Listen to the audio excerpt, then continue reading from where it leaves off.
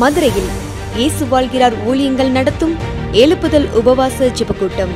நாள் மார்ச் 15. நேரம் காலை 9:30 மணி முதல் மதியம் 2:30 மணி வரை. தேவ செய்தி மற்றும் ஜெபம் சகோதரர் டி. ஸ்டீபன், சகோதரர் எல். வின்சென்ட்ராஜ். என்னையே நம்பி இருக்கிற உனக்கு இனி சமாதானம் அல்ல, பூரண சமாதானம். எந்த காரியத்தினால உன் சமாதானம் பறிக்கப்பட்டதோ, எந்த காரியத்தினால உன் நிம்மதி தொலைக்கப்பட்டதோ, அந்த காரியத்தில் இன்னைக்கு அற்புதம் நடக்கும். ஒவ்வொரு மனிதனும் என் நாமத்தை வைத்து ஓடுகிற பிரயாசங்கள், அலைச்சல்கள், உழைப்புகள், உபவாசங்கள், ஜெபங்களை நான் அறிந்திருக்கிறேன். மனிதர் பார்க்க கட்டுகிறார்களா, கர்த்தர் பார்க்க கட்டிக் கொண்டிருக்கிறார்களா? அதைத்தான் நான் இப்பொழுது பார்க்கிறேன். பாடல் ஆராதனை மற்றும் ஜெபம் சகோதரி கலா வின்சென்ட்ராஜ். இடம் இயேசு அழைக்கிறார் Jebagopuram, bypass road, Palanganatham, PRC depot அருகில், மதுரை. தெய்வ பிள்ளைகளே, இந்த உபவாச ஜெபத்தில் கலந்து கொண்டு தேசத்திற்காகவும் பட்டணத்தின் எழுப்புதலுக்காகவும் இணைந்து ஜெபிக்க உங்கள் யாவரையும் அன்போடு அழைக்கிறோம். மேலும் விவரங்களுக்கு 9442800449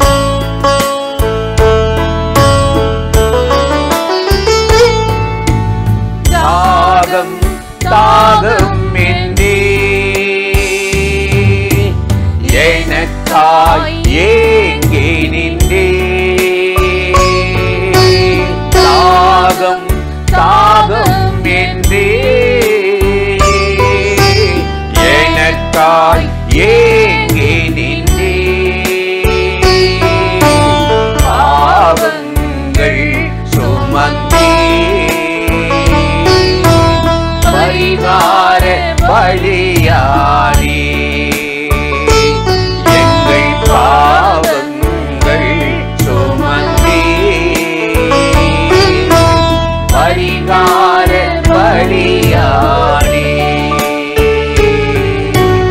அன்பே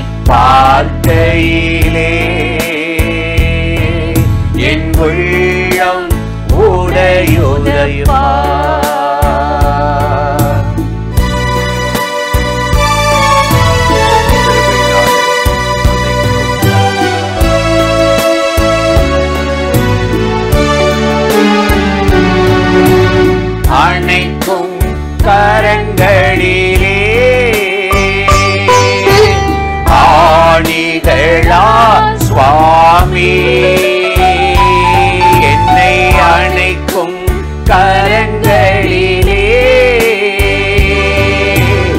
ஆடிகளா சுவாமி, உம்மை நினைத்து பார்க்கையிலே என் நெஞ்சம் உருகுதையா,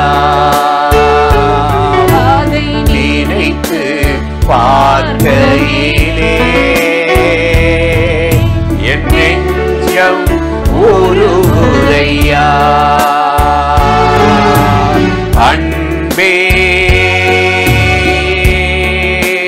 கல்வாரி அன்பே, உம்மை பார்க்கையிலே என் உள்ளம் உடையுதோ. அல்லேலூயா. பிரியமானவர்களே, ஆண்டவராகிய இயேசு கிறிஸ்துவின் நாமத்தில் இந்த காலை நேரத்தில் இயேசுவை தினம் பார்ப்போம் என்ற இந்த நிகழ்ச்சி மூலமாக உங்களை சந்திப்பதில் மிகுந்த மகிழ்ச்சி அடைகிறேன். சங்கீதம் 17:5 நாம் வாசிக்கிறோம், என் காலடிகள் வழுவாதபடிக்கு என் நடைகளை உமது வழிகளில் ஸ்திரப்படுத்தும் என்று நல்ல ஒரு ஜெபத்தை தாவீது ஏறெடுக்கிறதை நாம் வாசிக்கிறோம். என்ன அருமையான ஒரு ஜெபம் பாருங்கள். என்னுடைய காலடிகள் வழுவி விழுந்து விடாதபடி என் நடைகளை எல்லாம் உமது வழிகளில் ஸ்திரப்படுத்தும் என்று சொல்லி ஆண்டவரை பார்த்து அவன் மன்றாடுகிறதை, ஜெபிக்கிறதை இந்த வேத வசனத்தில் நாம் வாசிக்கிறோம். நாம் எத்தனையோ இடங்களுக்கு நடந்து போகிற போது சில நேரத்தில் நம்முடைய கால்கள் இடறி விடுகிறது, நாம் வழுவி விடுகிறோம், விழுகிற ஒரு நிலைமைக்கு வருகிறோம். ஆனாலும் பல நேரங்களில் நாம் காப்பாற்றப்பட்டு கொண்டே இருக்கிறோம். அதே போலதான் சீஷர்களுடைய வாழ்க்கையில் பாருங்கள், ஆண்டவர் தான் கூடவே இருந்து அவர்களோடு கூட நடந்து கொண்டிருக்கிறார். சீஷர்கள் இயேசுவோடு கூட நடந்து போய் கொண்டிருக்கிறார்கள். ஆனாலும் பல நேரங்களில் அவர்களுடைய காலடிகள் வழுவினது. அவர் சொன்ன வார்த்தைகளின்படி நடக்க முடியாதவர்களாக, பலவீனப்பட்டவர்களாக அவர்கள் காணப்பட்டார்கள் என்று சொல்லி நாம் வாசிக்கிறோம். அவர்களுக்குள் யார் பெரியவன் என்ற ஒரு வாக்குவாதம், பிரச்சனைகள் இயேசு கூட இருக்கும் பொழுதே அவர்களோடு கூட நடந்ததை நாம் வேதத்தில் வாசிக்கிறோம். யார் பெரியவன் என்ற போட்டி அவர்களுக்குள் இருந்தது. ஆண்டவரே, எலியா வானத்திலிருந்து அக்கினியை இறங்க பண்ணி அது அப்படி ஏற்றுக்கொள்ளாதவர்களை அழித்தார் அல்லவா, அதே போல உம்மை ஏற்றுக்கொள்ளாத மக்களை நாங்களும் இப்படி வானத்திலிருந்து அக்கினியை இறங்க பண்ணி அழித்து விடலாமா என்று சொல்லி அவர்கள் பேசினார்கள். செபெதேயுவின் அந்த குமாரருடைய தாய் இயேசுவின் இடத்தில் வந்து, ஆண்டவரே, என்னுடைய 2 பிள்ளைகள் இருக்கிறார்கள், அவர்கள் ஒருவன் வலது பக்கத்திலும் ஒருவன் இடது பக்கத்திலும் இருக்கும்படி வேண்டிக் கொள்கிறேன் என்று ஒரு தாயார் ஆசை மிகுதியினால் என் பிள்ளைகள் எப்பொழுதும் உமக்கு பக்கத்திலேயே இருக்க வேண்டும் என்ற ஒரு விண்ணப்பத்தை, ஒரு ஜெபத்தை அவர்கள் ஏறெடுத்த போது மற்ற 10 பேரும் அவர்கள் பேரில் எரிச்சலானார்கள் என்று சொல்லி நாம் வாசிக்கிறோம். ஆண்டவர் இயேசு அவர்களோடு கூட நடந்து போய்கொண்டிருக்கும் பொழுதே அவர்களுடைய கால்கள் அவருடைய வழிகளில் நடக்க முடியாதவர்களாக, அவர்களுடைய நடைகள் அப்படியே வழுவி போனதாக இருந்தது. ஆனாலும் பாருங்கள், இயேசு பொறுமையோடு கூட அவர்களை சீஷர்களாக உருவாக்கினார் என்று சொல்லி நாம் வாசிக்கிறோம். இன்றைக்கு நம்முடைய வாழ்க்கையிலும் அப்படித்தான்.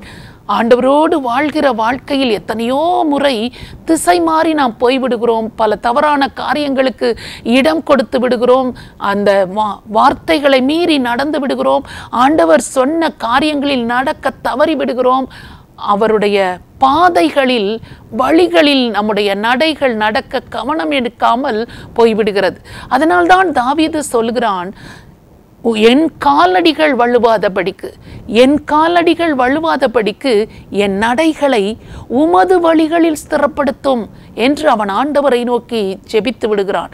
ஆண்டவரே, நான் அடிக்கடி வழுவி போய்விடுகிறேன், உமது வழிகளில் நடக்க தவறி விடுகிறேன், எனக்கு நீர் உதவி செய்து என் நடைகளை வழுவாதபடிக்கு உமது வழிகளில் என்னை ஸ்திரப்படுத்தும், என் கால்களை ஸ்திரப்படுத்தும் என்று ஆண்டவரை நோக்கி ஜெபம் பண்ணி ஆண்டவரிடத்திலிருந்து ஒரு நல்ல பெயரை அவன் பெற்றுக்கொண்டு விட்டான். பாருங்கள், இசாயின் மகன் தாவீது என் இருதயத்துக்கு ஏற்றவன் என்று ஆண்டவர் சொல்லும்படியாக தாவீதுடைய வாழ்க்கை இருந்தது.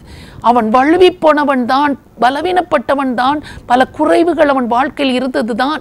ஆனாலும் ஆண்டவரிடத்தில் வந்து நீர் எனக்கு உதவி செய்யும் என்று ஆண்டவரை நோக்கி அவன் கேட்டுவிட்டான். என் நடைகளை என் வழிகளை ஸ்திரப்படுத்தும் என்று ஆண்டவருடைய உதவியை நாடி அவன் ஜெபித்தது நிமித்தமாக வழுவுகிற ஒரு சூழ்நிலை அவனுக்கு ஏற்பட்டிருந்தாலும் ஆண்டவர் அவனை ஸ்திரப்படுத்தி என்னுடைய தாசன், என் இருதயத்துக்கு ஏற்றவன் என்று சொல்லும்படியாக ஆண்டவர் தாவீதுடைய வாழ்க்கையை பக்குவப்படுத்தி ஆசீர்வதித்து பலப்படுத்தினார். அதே ஆண்டவர் தான் இன்றைக்கு நம்முடைய வாழ்க்கையையும் ஆசீர்வதித்து பலப்படுத்த உண்மையுள்ளவராக இருக்கிறார். அவரை நோக்கி நாம் இப்பொழுது ஜெபிக்கலாமா? பரிசுத்தமுள்ள நல்ல தகப்பனே, உமக்கு நன்றி செலுத்துகிறோம் அப்பா. எங்கள் காலடிகள் கூட அடிக்கடி வழுவுகிறதாக, உமது வழிகளில் எங்கள் நடைகள் ஸ்திரமாக நிற்காததாக, அநேகந்தரம் தவறுகிறவர்களாகவும் விழுகிறவர்களாகவும் ஆண்டவரே உம்முடைய வார்த்தையின்படி வாழாதவர்களாகவும் நாங்கள் வாழ்ந்து கொண்டிருக்கிறோம். உம்முடைய இரத்தத்தினால் எங்களை ஒரு விசை கழுவி உம்முடைய வார்த்தையினாலும் உமது நாமத்தின் பலத்தினாலும் பரிசுத்த ஆவியானவர் தருகிற ஆலோசனையினாலும் வல்லமையினாலும் எங்கள் காலடிகளை வழுவாதபடிக்கு எங்கள் நடைகளை உமது வழிகளில் ஸ்திரப்படுத்தும். நீர் என்ன சொல்லுகிறீரோ அதன்படி செய்வதற்கு எங்கள் கால்களை எங்கள் வழிகளை நீர் ஸ்திரப்படுத்தி உமது வழிகளில் நாங்கள் நிற்பதற்கு நடப்பதற்கு ஆண்டவர் எங்களுக்கு பலன் தாரும் என்று இந்த காலை நேரத்தில் நாங்கள் ஜெபிக்கிறோம். உமது வழிகளில் நாங்கள் கவனமாய் நடந்து கொள்ள எங்களை ஸ்திரப்படுத்தும், எங்களை காப்பாற்றும் என்று யாரெல்லாம் எங்களோடு இணைந்து ஜெபிக்கிறார்களோ தேவனாகிய கர்த்தர் ஒவ்வொருவரையும் ஸ்திரப்படுத்தும், ஒவ்வொருவர் வாழ்க்கையும் ஸ்திரப்படுத்தும். அவர்கள் வாழ்க்கையில் என்னென்ன குறைவுகளோடு தடுமாறிக்கொண்டிருக்கிறார்களோ, விழுந்து விடுவேன் போல் இருக்கிறது என்று சொல்கிறார்களோ, அல்லது நான் விழுந்து விட்டேன் எழுந்திருக்க முடியுமா என்று சொல்கிறார்களோ, தேவனாகிய கர்த்தர் அவர்களை திடப்படுத்தி அவர்களை ஆண்டவரே ஸ்திரப்படுத்தும்படியாக உமது கரங்களில் அர்ப்பணித்து நாங்கள் ஜெபிக்கிறோம். இயேசு கிறிஸ்துவின் நாமத்தில் ஜெபிக்கிறோம் நல்ல பிதாவே, ஆமென். இந்த நிகழ்ச்சி உங்களுக்கு ஆசீர்வாதமாக இருந்ததா? நீங்கள் பெற்ற நன்மைகளை எங்களோடு கூட பகிர்ந்து கொள்ளுங்கள், மற்றவர்களுக்கும் ஷேர் பண்ணுங்கள். கர்த்தர் உங்களை ஆசீர்வதிப்பாராக. ஆமென்.